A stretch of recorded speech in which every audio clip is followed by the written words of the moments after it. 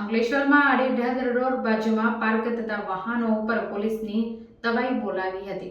ટ્રાફિકને અડચણરૂપ વાહન ડિટેઇન કરી દંડ ફટકાર્યો હતો. શહેરી ડિવિઝન પોલીસ દ્વારા ત્રણેય રસ્તા સર્કલથી ચૌટા નાકા સુધી વિશેષ ડ્રાઈવ યોજી દંડનીય કાર્યવાહી કરી હતી.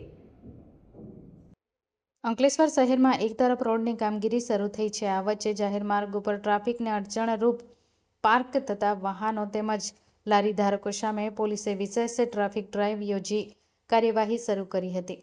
શહેરના ઇન્ચાર્જ પીઆઈ સાઠેના માર્ગદર્શન હેઠળ સર્વેલન્સ સ્કોડ તેમજ અન્ય પોલીસની ટીમ દ્વારા ત્રણ રસ્તા સર્કલો, એનજીસી રોડ, સ્ટેશન રોડ તેમજ ચૌટા નાકા રોડ સુધી કાર્યવાહી શરૂ કરતા વાહન ચાલકોમાં ફફડાટ ગયો હતો.